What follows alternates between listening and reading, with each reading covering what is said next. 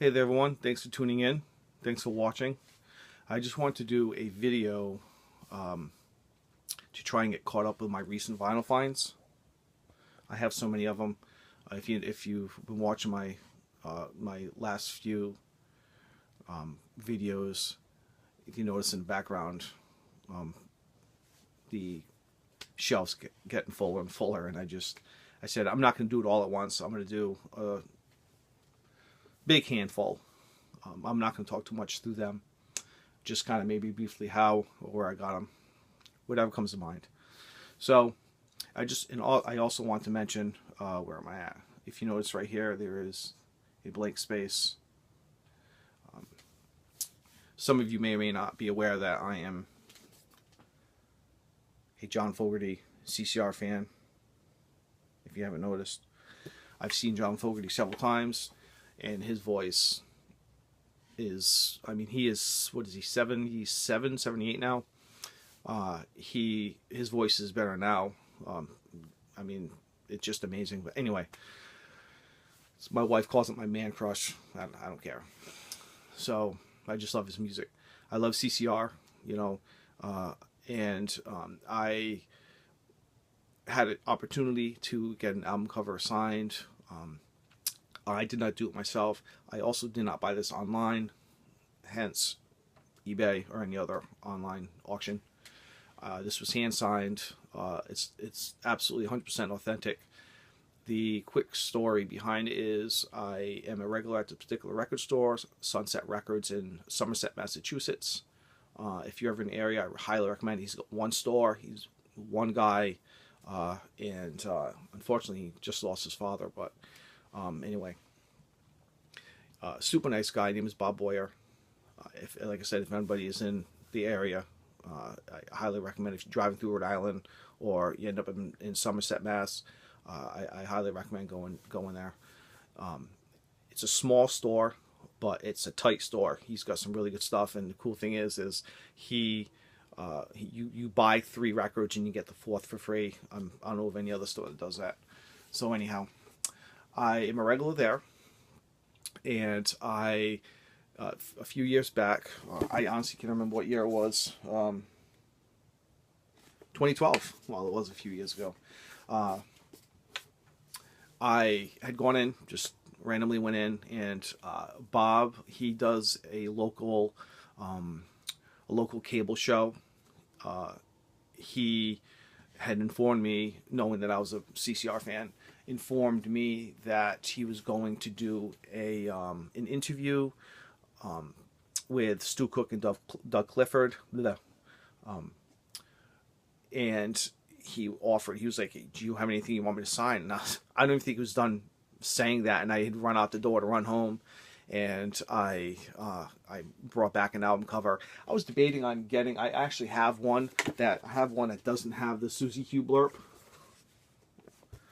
right here. I have like the first original pressing, but I don't know. I just felt that particular one, it doesn't have, like I said, it doesn't have the Susie Q blurb. Ooh, almost fell.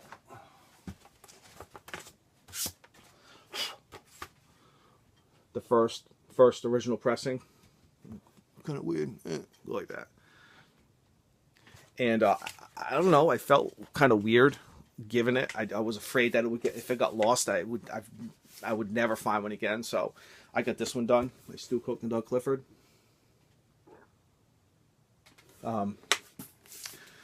So he was going to do the interview, and I ran home, and I brought the album cover with me to have him sign it.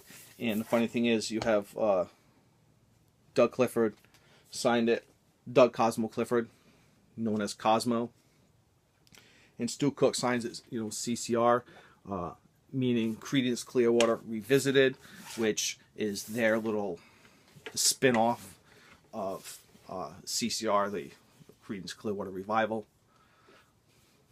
They have a little thing going.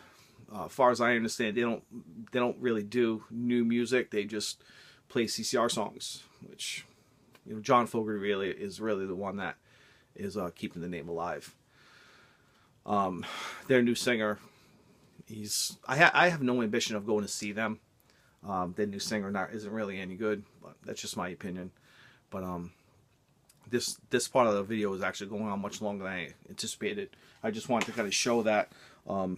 So he offered to get something signed, and I couldn't be happier. So, and actually the funny thing is, they actually in the conversation with Bob had mentioned that they were gonna go take a trip to drive through Rhode Island, and had mentioned going to Newport and stuff. And I'll see if I can't find a link to that video, and I'll put it down below for as far as the interview that Bob did with Doug Clifford and Stu Cook.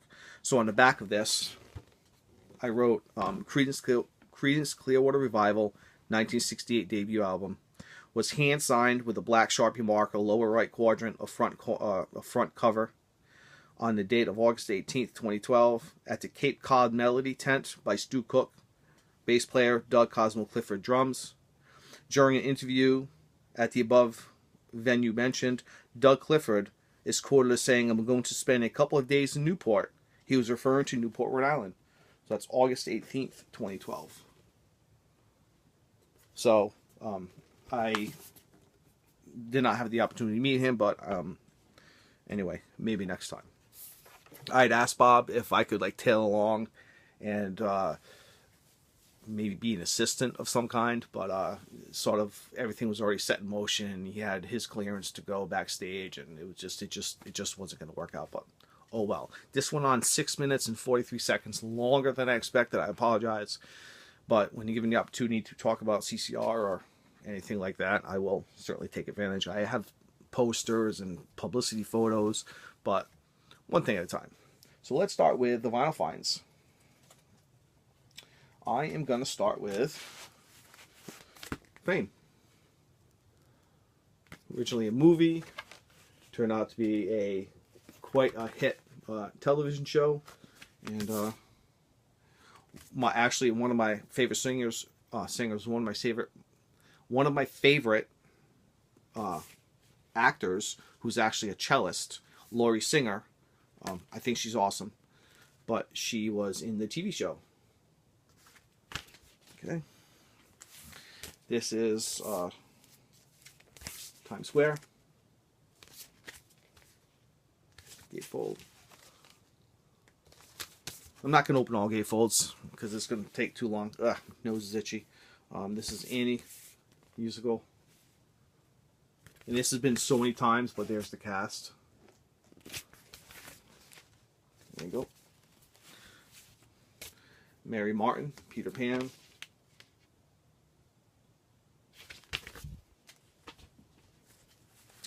Les Miserables, or is it Ms. Marbles? Okay. Going on to Grease. There's another one that's been done to death. Okay. We're going to move on to some Steely Dan. Can't Buy a Thrill. I store my...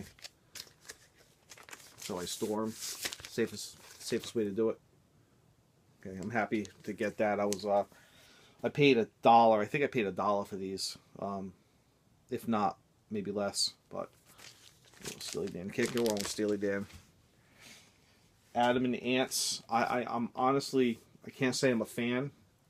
I'm gonna give it a listen. If I don't like it, I am going to put it in the swap, sell, or trade bin. So I don't know. We'll see. Now this one I actually have already. This is, I mean, the other one's in good shape. I'm going to take a look at it again, but this one is in much better shape with the original picture sleeve. So, and I can't tell you the last time I saw that movie. That's long time ago. We got some Elton John. I actually have. I got to find it. I actually have his.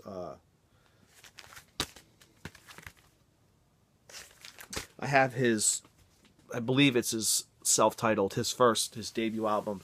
It's in like mint, like all four corners are sharp. It's like it's never been touched. It's absolutely beautiful. I should have pulled it out. It's absolutely beautiful copy. I actually have like 2 or 3 boxes of records that I haven't actually put away because I don't have the room for them.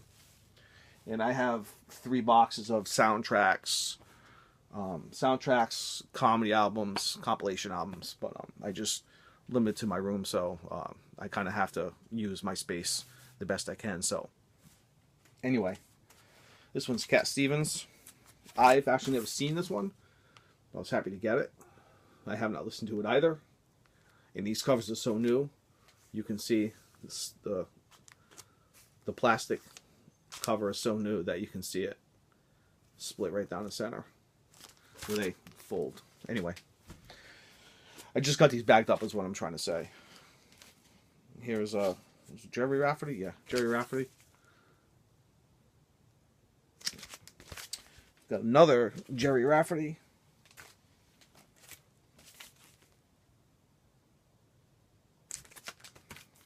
I don't think I've seen that one either. Be interesting. I've got so much to listen to. Here's The Who. The Kids Are All Right. The album cover is in questionable condition. Not terrible, but fair condition. There's the record label. And I do have the original picture sleeves, but they're cardboard. But I have them I put the albums in paper sleeves to preserve them.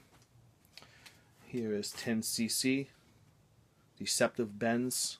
Deceptive, right? Deceptive Benz